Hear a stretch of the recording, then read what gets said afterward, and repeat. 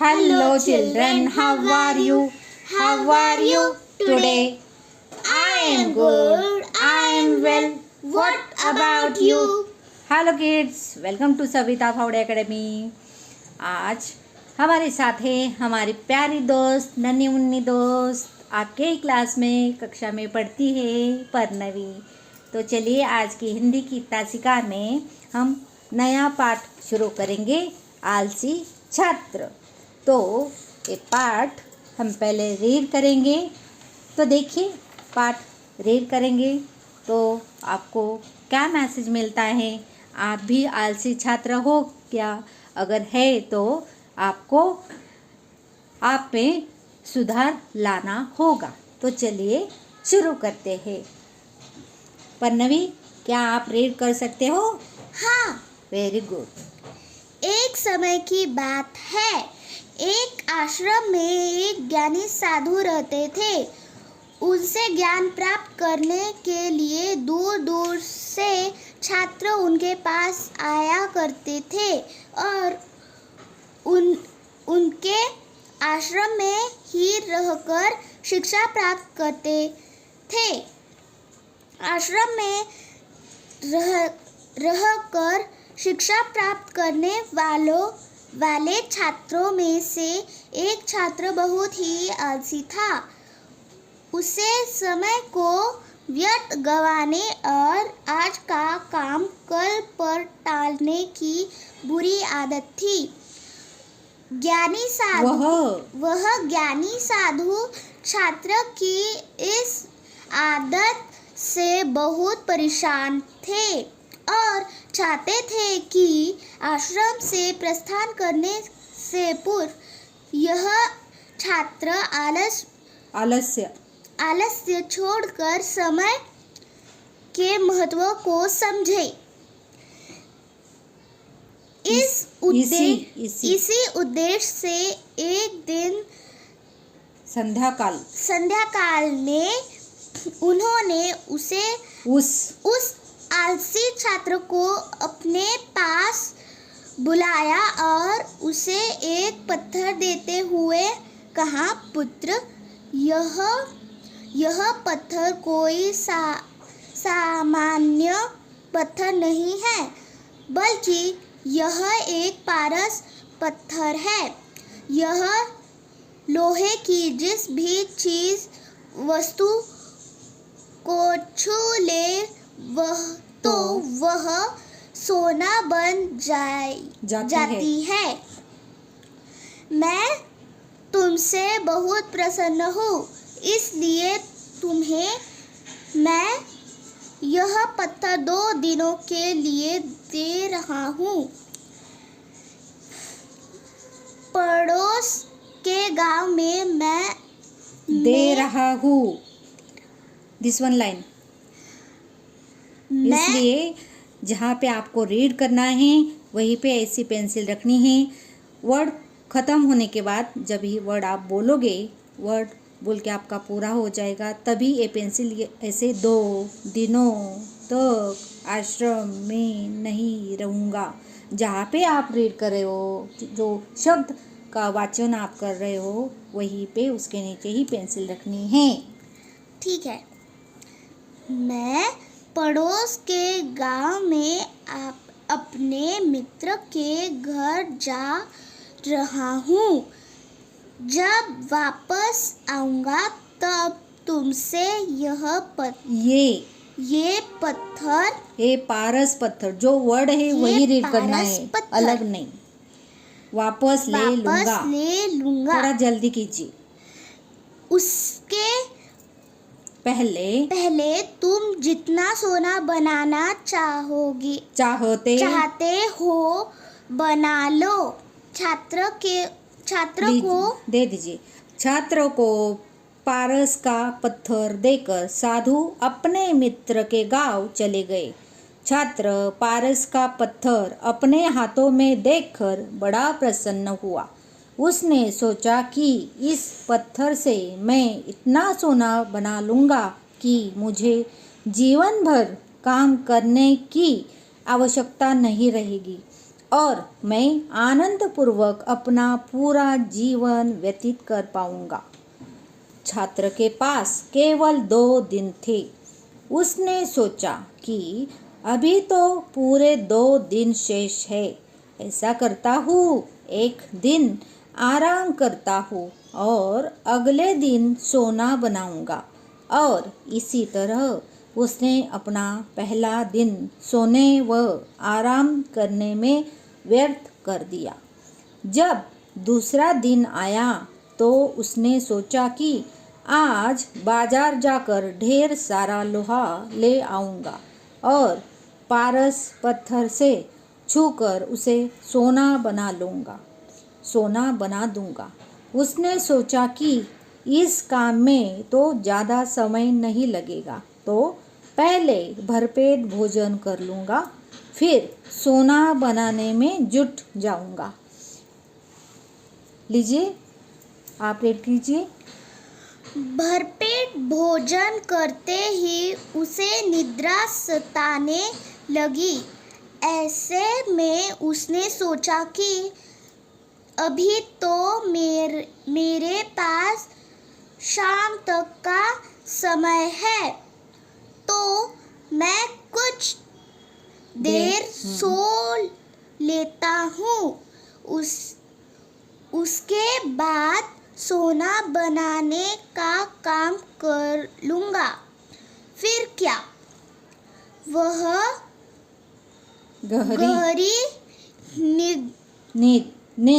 नींद में सो गया और जब उसकी आँख खुली तो सूर्यास्त हो चुका था। साधु आश्रम लौट आए थे और उसके सामने खड़े थे। साधु ने बोला, पुत्र, सूर्यास्त के साथ ही 2 दिन पूरे हो चुके हैं। तो मुझे वो पारस पत्थर लौटा दो। छात्र क्या करता? आलस्य के कारण उसने अमूल्य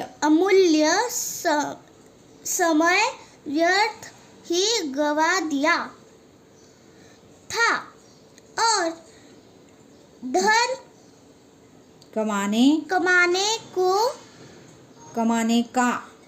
का सुअवसर खो दिया था। छात्र को अपनी गलती का एहसास हो गया था और वह समय के महत्व को भी समझ गया। उसने उसी क्षण प्रण किया कि वह कभी समय व्यर्थ नहीं करेगा और न ही कभी आलस्य दिखाएगा। Very good.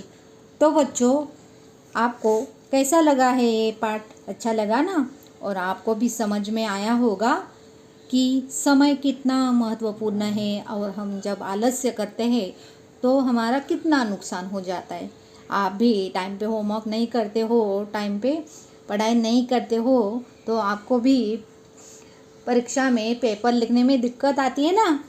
तो चलिए, और होमवर्क टाइम पे नहीं होता है तो टीचर्स की पनिशमेंट भी मिलती है, तो आलस्य छोड़ देना।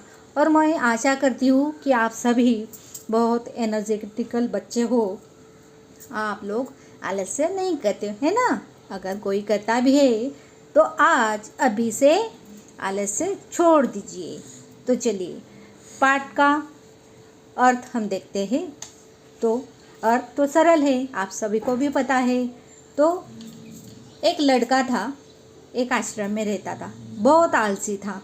और जो साधु थे वो थक गए थे कि ये लड़का कितना आलसी है।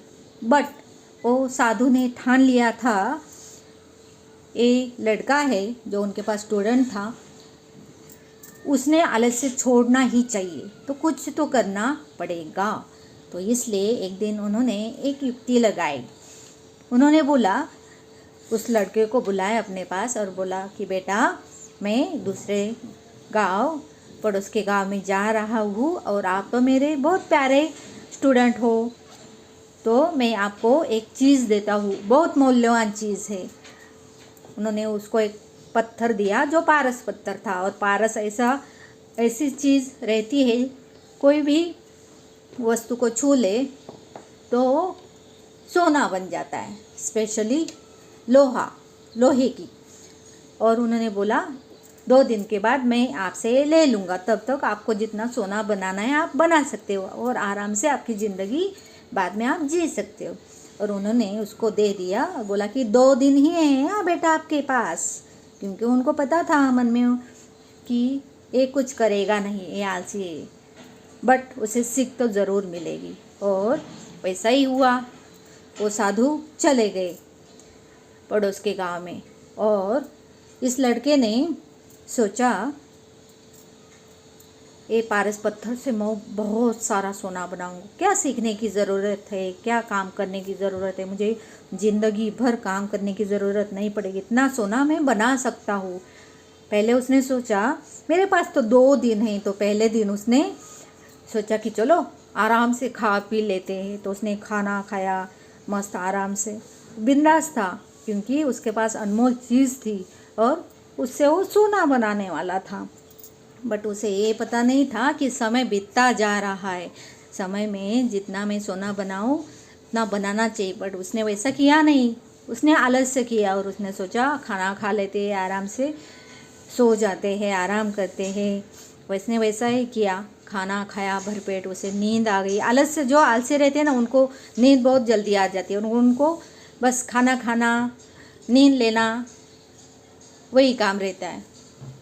उनको छोटे मोटे काम करने में भी आलस्य आता है। तो ऐसा ही ये लड़का था। तो उसने क्या किया, खाना खाया भरपेट, सो गया। एक दिन उसका ऐसा ही गया। उसने सोचा दूसरे दिन मैं सुबह जल्दी उठकर बाज़ार जाऊंगा, लोहा लेके आ जाऊंगा और बहुत सारा सोना बनाऊंगा। उसने वैसा ही किया। पहला दिन तो गया, दूसरे दिन वो जल्दी तो उठा नहीं, आराम से ही उठा, क्योंकि उसे पता था मेरे पास पारस पत्थर है, इससे मैं सोना बनाऊंगा। बाज़ार में जाऊंगा, आराम से बाज़ार लगता है, तो बाज़ार में जाऊंगा और बहुत सारा लोहा लेके उसका सोना बनाऊंगा। उसने सोचा आज दोपहर तक का समय है, तो चलो खा पी लेते। उसने खाना बहुत सारा खाया, फिर भी उसको नींद आने लगी। तो आलसी था, ऑब्वियसली उसको नींद आने लगी तो सो गया। तो उसने सोचा थोड़ा सो लेता हूँ और बाद में उठ के मैं बाज़ार जाऊँगा। और वो सो गया गहरी नींद में, तो शाम को ही उठा। एक दिन तो गवा ही दिया था, दूसरा दिन भी उसने ऐसे ही गवा दिया।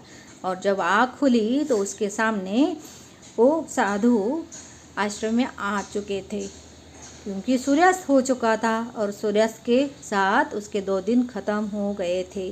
और उसकी आँख खुली तो साधु जो उसके गुरु थे उन्होंने बोला कि बेटा 2 दिन हो गए, अभी मुझे वो अनमोल पारस पत्थर लौटा दो। तो उस बच्चे को, उस छात्र को, उस स्टूडेंट को समझ में आया 2 दिन तो हो गए और मेरे आलस्य के कारण मैंने इतना अनमोल जो मुझे पत्थर दिया था, मैंने सोना भी नहीं बनाया, कुछ काम भी नहीं किया, मेरे आलस्य के कारण मैंने 2 दिन गंवा दिए। तो तभी उसे सब कुछ समझ में आया और उसने सीख ले ली कि आलस्य कितना बुरा है, कितना नुकसान करता है। तो उसने साधु से क्षमा मांगी और उसने प्रण लिया उसी क्षण, उसी समय, कि मैं कभी आलस्य नहीं करूँगा और मुझे अभी कोई पारस पत्थर नहीं चाहिए। मैं जल्दी उठूँगा, बहुत सारा काम करूँगा, अपनी पढ़ाई रोज़ हमेशा टाइम पे करूँगा। और इस तरह से उस छात्र ने उसी क्षण प्रण किया और वो वैसे ही अपना काम अच्छे से करने लगा और ज़िंदगी में, अपने जीवन में सफल बन गया। ऐसा इस कहानी का मीनिंग है। मतलब इस कहानी से हमें सीख मिलती है कि आलस्य करने से हमारा बहुत नुकसान होता है। कोई भी काम टाइम पे नहीं होता है, आलस्य करने से हमारा शरीर भी तंदुरुस्त नहीं रहता है। तो इस तरह से इस पाठ का आलस्य छात्र का मीनिंग है। तो बच्चों चलो फिर अभ्यास भी कर लेते हैं। मैं आशा करती हूँ आप सभी को अच्छी तरह से समझ में आया है ना। Very good. बहुत इजी है, बहुत सिंपल है, स्टोरी है। कठिन शब्दों के अर्थ पहले देखते हैं। आश्रम मतलब साधु संतों की कुटी। व्यर्थ मतलब बेकार, फालतू। निद्रामी मतलब नींद। अमूल्य मतलब कीमती। Very good. गवा दिया, खो दिया। एहसास, अनुभव। क्षण, समय। प्रण, प्रतिज्ञा। Very good. कुछ यहाँ पे शब्द है, उसका उच्चारण आपको करना है और उसको लिखना भी है, श्रोत लेख। ओके। तो आश्रम, व्यर्थ, प्रस्थान, शिक्षा, पत्थर, सूर्यास्त, अमूल्य, क्षण, आलस्य। Very good. तो चलिए अभ्यास कर लेते हैं। पहले है मौखिक, जो पाठ से आपको देना है, ओरली ही, लिखना नहीं है। दिए गए प्रश्नों के उत्तर मौखिक रूप में दीजिए। पढ़ने में आप रेडी हो? हाँ। पहला है, आश्रम में पढ़ने वाला छात्र कैसा था? आश्रम में पढ़ने वाला छात्र बहुत ही आलसी था। वाह, वेरी गुड। अगला है, साधु ने छात्र को कौन सा पत्थर दिया? साधु ने छात्र को पारस का पत्थर दिया। Very good. साधु ने छात्र को कितने दिन के लिए पत्थर दिया? साधु ने छात्र को 2 दिन के लिए पत्थर दिया। आगे लिखित है, ये आपको लिखना भी है। तो पहले हम ओरली ही देखेंगे और अगली हिंदी की तासिका में हम इसको लिखेंगे, क्योंकि आज की वीडियो बहुत बड़ी हो जाएगी। इसलिए फटाफट हम ओरली ही क्वेश्चन के आंसर देख लेते हैं। उसके साथ हमें ग्रामर भी देखना है ना। चलिए, लिखित। दिए गए प्रश्नों के उत्तर लिखिए। पहला है, ज्ञानी साधु छात्र से क्या चाहते थे? ज्ञानी साधु छात्र से चाहते थे कि आश्रम से प्रस्थान करने से पूर्व वह आलस्य को छोड़कर समय का महत्व समझे। Very good. तो चलिए देखते हैं कि कहाँ पे है वो।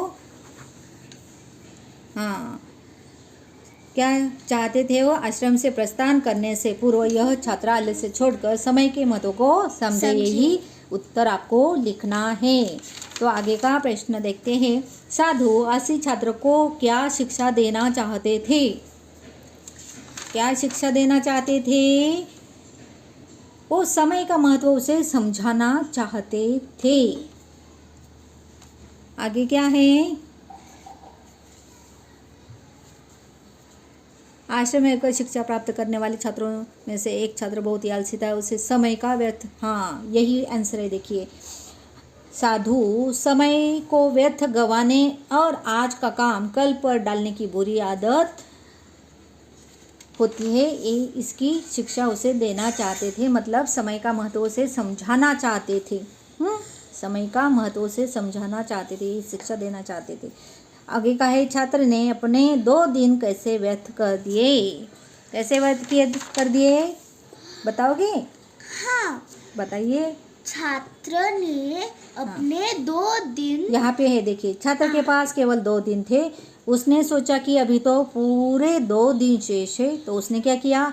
यहाँ से आप लिखोगे, एक दिन आराम करता हूँ और अगले दिन सोना बनाऊंगा। और इसी तरह उसने अपना पहला दिन सोने व आराम करने में व्यर्थ गवा दिया। और दूसरा दिन आया तो उसने सोचा कि बाजार जाकर ढेर सारा सोना, सारा लोहा ले आऊँगा और पारस पत्थर से छूकर उसे सोना बना दूंगा। उसने सोचा कि इस काम में तो ज़्यादा समय नहीं लगेगा, तो पहले भरपेट भोजन कर लूँ और फिर सोना बनाने में जुट जाऊंगा। तो ये तो बहुत बड़ा है, तो हम उसको शॉर्टकट में कैसे लिखेंगे? पहले एक बार प्रश्न पढ़ते हैं। छात्र ने अपने 2 दिन कैसे व्यर्थ कर दिए? छात्र ने अपने 2 दिन आराम करने में, खाना खाने में व्यर्थ कर दिए। अगला है घ नंबर, छात्र को अपनी गलती का एहसास कैसे हुआ। तो छात्र ने 2 दिन गवा दिए सोने में। जब ही दूसरा दिन का सूर्यास्त हुआ तो उसकी जब नींद खुली तो उसने देखा कि साधु महाराज आश्रम में आ चुके थे और उसने उससे पारस पत्थर मांग लिया। मतलब उसे समझ में आया कि मैंने अपने अनमोल 2 दिन ये अनमोल पारस पत्थर के साथ कैसे गवा दिए आलस्य के कारण। तो उसको ऐसा एहसास हुआ और उसने उसी क्षण प्रण कर लिया कि मैं आलस्य छोड़ दूंगा। अभी देखिए बहुवैकल्पिक है पन्ने में। क्या आप ट्राई करोगे आंसर देने का? हाँ। प्रयत्न कर लीजिए। दिए गए प्रश्नों के सही उत्तर पर सही निशान आपको लगाना है। तो मैं आपको रेड करके दिखाती हूँ, आपको सही ऑप्शन मुझे बताना है। छात्र शिक्षा कहाँ प्राप्त करते थे? आश्रम में। Very good. आश्रम में रहने वाला छात्र कैसा था? आलसी। Very good. पारस पत्थर का प्रभाव था कि छूने से लोहा भी क्या होता है?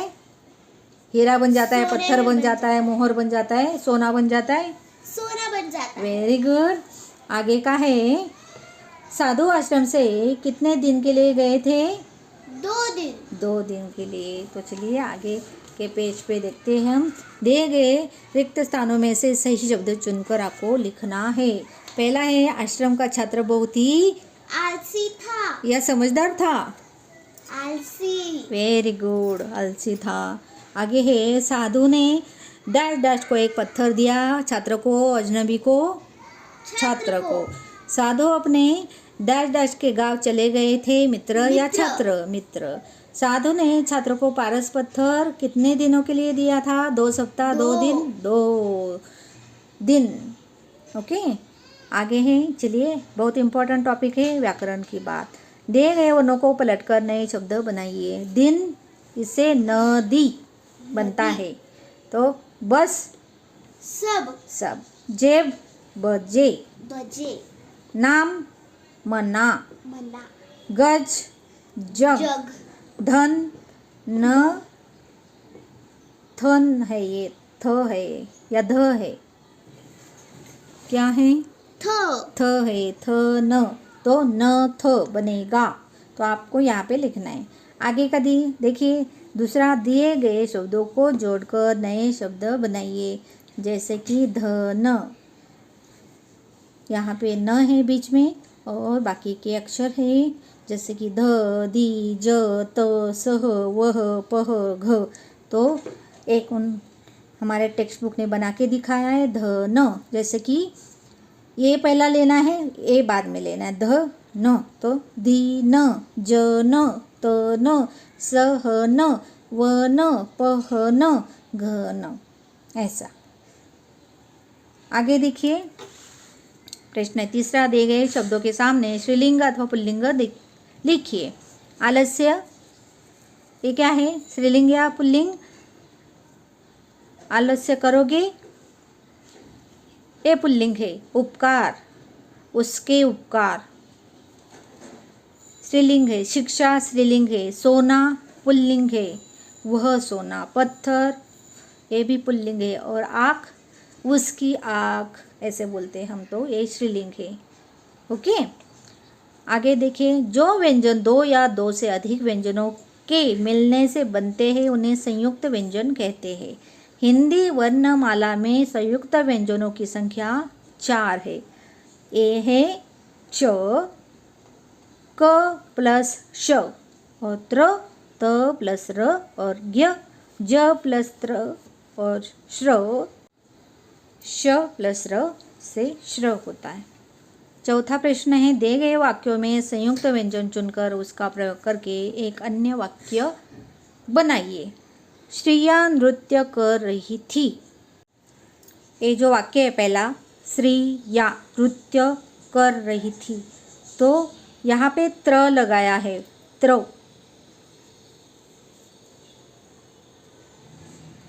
तो क्या बोलेंगे हम?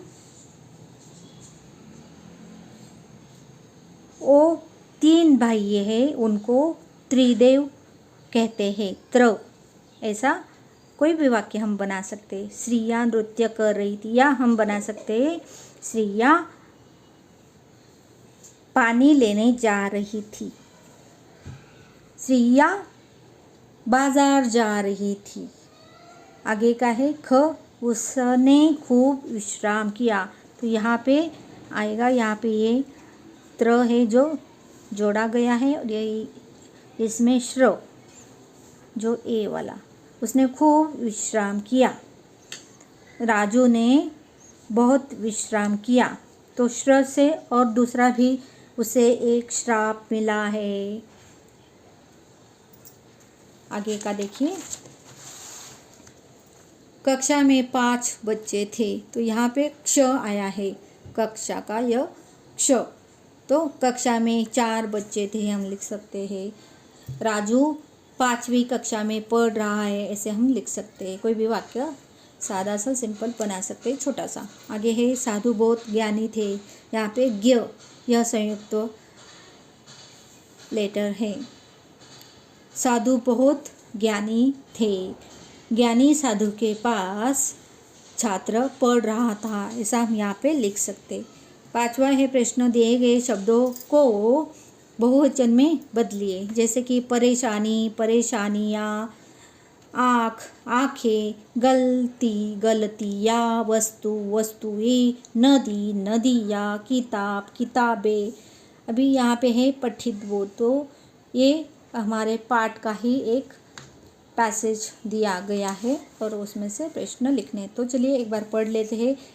एक समय की बात है, एक आश्रम में एक साधु, ज्ञानी साधु रहते थे। उनसे ज्ञान प्राप्त करने के लिए दूर दूर से छात्र उसके पास आया करते थे और उनके निकट आश्रम में ही रहकर शिक्षा प्राप्त करते थे। शिक्षा प्राप्त करने वाले छात्रों में से एक छात्र बहुत आलसी था। उसे समय को व्यर्थ गंवाने और आज का काम कल पर टालने की बुरी आदत थी। वह ज्ञानी साधु छात्र की इस आदत से बहुत परेशान थे और वे चाहते थे कि शिक्षा पूर्ण होने से पहले आश्रम से प्रस्थान करने से पूर्व यह छात्र आलस्य छोड़कर समय के महत्व को समझे। चलिए प्रश्न देखते हैं। छात्रों को शिक्षा कहाँ दी जाती थी? साधु के आश्रम में, उनके निकट। ओके, आगे का है छात्र का स्वभाव कैसा था? छात्र आलसी था, आलसी स्वभाव का था। साधु छात्र को क्या समझाना चाहते थे? साधु छात्र को समझाना चाहते थे कि आलस्य से कितना नुकसान होता है। वह समय को समझे, वह चाहते थे आलस्य को छोड़ दे। मित्र का समानार्थी शब्द क्या है? दोस्त है, सहपाठी है, दुश्मन है, तो दोस्त है। आगे देखिए, आदत शब्द का बहुवचन रूप लिखिए। तो आदत का बहुवचन आदतें।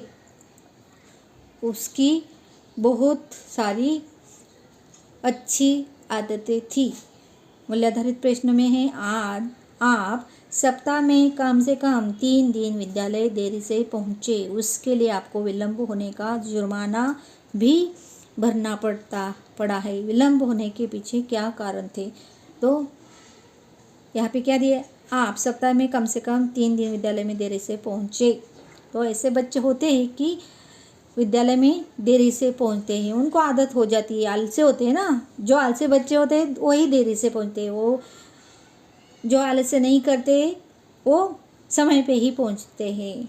तो विलंब होने के पीछे क्या कारण होते हैं? तो कभी कभी ऐसा हो जाता है कि कुछ कारण होते हैं कि उनको, बच्चों को, छात्रों को विलंब हो जाता है। कि जैसे कि स्कूल बस से आते तो स्कूल बस छूट गई, ऐसा भी कारण हो सकता है। कभी उनकी तबीयत ठीक नहीं, कभी उन्होंने उनकी जैसे कि माता जी बाज़ार गई है और देर से नहीं लौटी है, उनको थोड़ा समय लगा है, या डॉक्टर के पास गए हैं, कोई भी कारण हो सकता है। तो मुख्य कारण हम बता सकते हैं कि स्कूल बस छूट गई, तो इसलिए, या बारिश होने की वजह से विलंब हो गया। आगे देखिए, सोचकर बताइए में आलसी होने से एक छात्र क्या क्या खो सकता है? सोचकर बताइए। तो आलसी हो जाते हैं तो क्या होता है? पढ़ाई टाइम पे नहीं होती, टीचर पनिशमेंट देती है ना। तो आलसी होते हैं तो परीक्षा का नतीजा भी अच्छा नहीं आता है, उनका रिजल्ट अच्छा नहीं आता है। कभी किसी को इंटरव्यू के लिए जाना है, समय पे नहीं पहुंचते तो उनको नौकरी नहीं मिलेगी। समय पे बाज़ार में नहीं पहुंचेंगे तो जो भी आपको फल सब्जियां खरीदनी वो भी नहीं मिलेंगी। बहुत सारे चीज़ें हैं जो कि आपको नहीं मिलेंगी। इसलिए आलसी जो आपका अवगुण है वो छोड़ दीजिए इसी क्षण। आगे देखिए रचनात्मक गतिविधियाँ। तो इसमें देखिए समय व्यर्थ ही गवा देने से आपके मित्र को क्या क्या हानियाँ हुई, उदाहरण देकर चर्चा की। समय व्यर्थ गवा दिया तो उसका परीक्षा का नतीजा अच्छा नहीं आया। उसने समय पे पढ़ाई नहीं की तो उसको अच्छे मार्क्स नहीं मिले, अच्छे गुण मिले नहीं, उसका रिजल्ट खराब आया। समय पे नहीं पहुंचा असेंबली में तो उससे जो भाषण देना था, उससे जो कविता सादर करनी थी वो उसका समय निकल गया और उसको समय पे न आने की वजह से उसको कुछ बख्शीश मेडल भी नहीं मिला, उसका नंबर भी नहीं आया। बहुत सारे चीज़ें आप लिख सकते हो। किन किन कार्यों को करने से आपको सफलता मिल सकती है, समूह में चर्चा कीजिए। तो किस में सफलता मिल सकती है? तो आलस्य छोड़ देना है, जल्दी उठना है, जल्दी सोना है, टाइम पे पढ़ाई करनी है। तो आपको समय पे आप पढ़ाई करोगे तो आपको अच्छे नंबर मिलेंगे और सफलता आपके कदम चूमेगी। चित्राधारित प्रश्न। दिए गए चित्र को देखकर 5 वाक्य लिखिए। ये चित्र दिया गया है, ये एक बगीचा है। यहाँ पे दादाजी अपने पोते के साथ घूम रहे हैं, कुछ बच्चे खेल रहे हैं। यहाँ पे आपको बटरफ्लाई भी दिखाई दे रहे हैं। यहाँ पे आपको बड़े बड़े वृक्ष आपको यहाँ पे दिखाई दे रहे हैं। बगीचे के साइड में एक कुंपन भी दिखाई दिया है ना, उसको ऑल बनाया है। बगीचा कैसा है? हरा भरा है। यहाँ पे फूल भी आपको दिखाई दे रहे हैं। कुछ बच्चे ringa ringa roses, pocket full of the posies ऐसे खेल रहे हैं, राउंड में खेल रहे हैं ना बच्चे। कुछ बच्चे सीसॉ खेल रहे हैं और कुछ लोग यहाँ पे वॉकिंग भी कर रहे हैं ना। दादाजी के हाथ में उनकी लकड़ी है।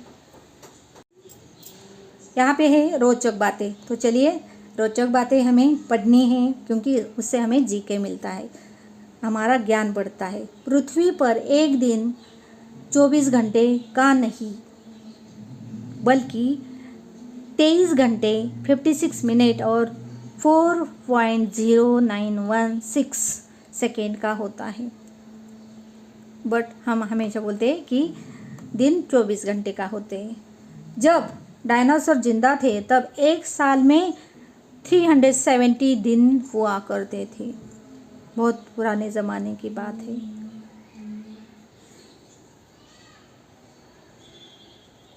बुध ग्रह पर एक दिन 2 साल के बराबर होता है। आगे देखिए, अनमोल विचार बहुत इम्पोर्टेंट है। ये आप सुविचार अपने श्याम पट्ट, आपको पता है, ब्लैक बोर्ड पे भी लिख सकते हो। घड़ी की सुई न टिकती है न टिकने देती है, घूमती रहती है ना, इसलिए। सही दिशा और समय का ज्ञान न हो तो उगता हुआ सूरज भी डूबता दिखता है। सही दिशा और समय का ज्ञान न हो तो उगता हुआ सूरज भी डूबता दिखाई देता है। इसलिए ज्ञान बहुत इम्पॉर्टेंट है।